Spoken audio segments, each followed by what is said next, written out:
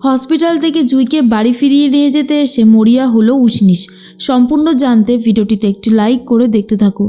গল্পে শুরুতেই দেখা যায় উষ্ণিস কথা বলতে থাকে ইউভিনের পিসির সাথে আর বলে, আমি জুঁইকে এখান থেকে নিয়ে যাবই, কারণ জুঁই হলো আমার স্ত্রী। আপনি কোনোভাবেই জুঁইকে আটকাতে পারবেন না। তখনই ইউভিনের পিসি বলে, শোনো, বেশি বেরো না, 5 দিন কেন, আগামীকালের সূর্যটাও তুমি দেখতে পারবে না। বুঝতে পারছো তোমার অবস্থা ঠিক কতটা খারাপ করতে পারি আমরা? ভুলে যেও না আমাদের ক্ষমতা ঠিক কতটা। তখন উষ্ণিস বলে, আপনার ক্ষমতা যাই হোক না কেন, আপনি আমাকে আটকাতে পারবেন না, আর সেটা একদম কনফার্ম, কারণ আমি জুঁইকে ভালোবাসি। জুঁই আমার স্ত্রী। আমাদের যে বিয়েটা হয়েছিল সেটার প্রমাণও আছে, চাইলে আমি সেটাও দেখিয়ে দিতে পারি। সেই জন্যই বলছি, একদম বেশি বাড়াবাড়ি করবেন না। ইউভেনের পিসি কোনোভাবেই এটা মেনে নিতে পারে না, তাই বলে, তোমার জন্য অন্য কিছুই তোলা আছে, তুমি দেখো নিজেকে আগে বাঁচাতে পারো কিনা। উষ্ণিস বলে, কি করবেন? আমাকে মারার চেষ্টা করবেন? কিচ্ছু করতে পারবেন না আপনারা হেরে যাবেন, আপনারা কিছুই করে উঠতে পারবেন না, এই কথাটা জেনে রাখবেন, বলেই চলে যায়।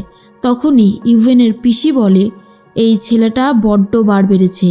তখন জুঁইয়ের মা বলে, কিচ্ছু করতে পারবে না, ও কিচ্ছু করতে পারবে না। তবুও ইউভিনের পিসি বলে, বিশ্বাস নেই, অনেক কিছুই করে উঠতে পারে, তাই আগে থেকেই ডানাটা ছেটে দিতে হবে। এর মাঝখানেই জুঁইয়ের কিছুই মনে পড়ছে না। জুঁই বারবার করে ভাবতে থাকে, কি করে কি হয়ে গেল, উষ্ণিসের কথা মনে পড়ছে না। এর মাঝখানে উষ্ণিস যখন গাড়িতে করে যাচ্ছিল, ঠিক সেই মুহূর্তেই একটা গাড়ি এসে রাস্তা ব্লক করে দেয়। আর উষ্ণিস গাড়ি থেকে নেমে দাঁড়ালে সেই গাড়ির উল্টো দিকের গাড়ি থেকে নেমে আসে গুন্ডারা, আর উষ্ণিসকে মারতে গেলে উষ্ণিসও বেধড়ক মারতে থাকে গুন্ডাগুলোকে। কিন্তু যেহেতু গুন্ডাগুলোর সংখ্যায় অনেক বেশি ছিল, তাই উষ্ণিস কোনোভাবেই আর তাদের সাথে লাস্টে পেরে উঠতে পারছিল না। এরপর উষ্ণিসকে ধরে ঠিক করে তারা মেরে দেবে। তখনই চলে এসেছে কাজল ঘোষাল। কাজল ঘোষাল এসে গুন্ডাগুলোকে বেধড়ক মারতে শুরু করে, আর উষ্ণিসকে প্রাণে বাঁচিয়ে দেয়। বলে, আমি জানতাম এরকম কিছুই একটা হবে, তোমার জীবনে অনেক রকমের প্রবলেম আসবে, কারণ তুমি জুঁইকে বিয়ে করেছো।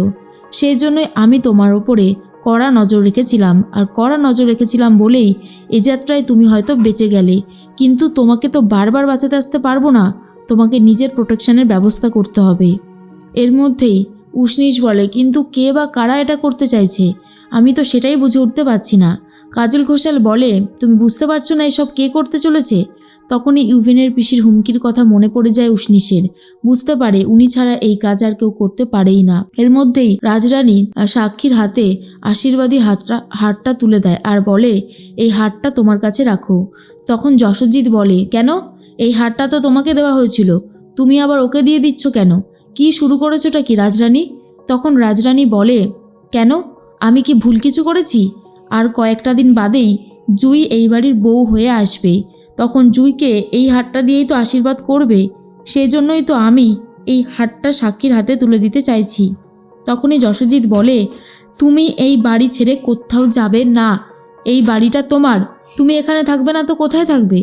কিন্তু রাজরানী বলেন, না, এই বাড়িটা আমার হতে পারে না, তবে অবশ্য আমি এই বাড়িতে কয়েকটা দিন থাকবো ঠিকই, কিন্তু যশোজিৎ, তুমি সবাইকে ব্যবহার করেছো, এই কথাটা ভুলে গেলে চলবে না। তুমি আমাকে ব্যবহার করেছো প্রয়োজনে, সাক্ষীকে ব্যবহার করেছো, আর মিসেস গাঙ্গুলিকেও ব্যবহার করেছো, এই কথাটা কিন্তু ভুললে চলবে না। আর মিসেস গাঙ্গুলিকে মারার পিছনে যে কারোর হাত রয়েছে এই বাড়িতে, সেটা কিন্তু খুব ভালোভাবেই বোঝা যাচ্ছে। মিসেস গাঙ্গুলি কোনোভাবেই সুইসাইড করেনি। আর এরপরে ইউভিনের পিসি এসে বলে, তুমি আবার এইসবের মধ্যে নাক গলাচ্ছ কেন রাজরানী? তুমি এই বাড়িতে থেকে যেভাবে আগে সংসারটা সামলাতে, ঠিক সেভাবেই সংসারটা সামলাও না। তোমাকে পুরনো কথা বলতে কে বলেছে? এর মাঝখানে যশোজিৎ কিছুতেই রাজরানীকে হারটা দিতে দেয় না সাক্ষীকে।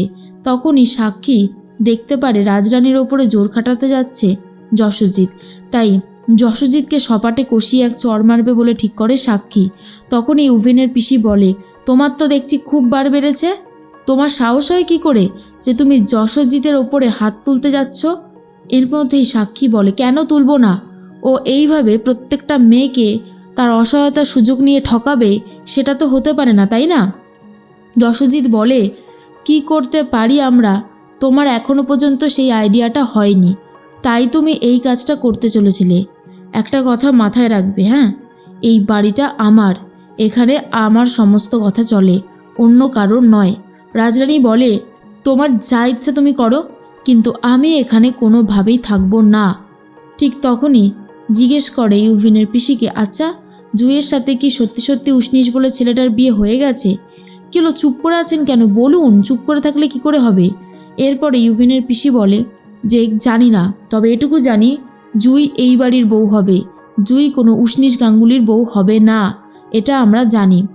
এর মাঝখানে যশোজিৎকে ফোন করেছে উষ্ণিস গাঙ্গুলি আর বলে, আজকে আপনার বোন আমার ওপরে হামলা করার জন্য গুন্ডা পাঠিয়েছিল, কিন্তু ওনাকে বলে দেবেন সেই গুন্ডারা কিছুই করে উঠতে পারেনি আর করতে পারবেও না, কারণ আমাকে মারা অতটাও সহজ ব্যাপার নয়। এর মধ্যেই রাজরানী ফোনটা নিয়ে নিতে চায় আর বলে, দেখি দেখি কে ফোন করেছে, উষ্ণিস, দেখি আমি একটু কথা বলবো।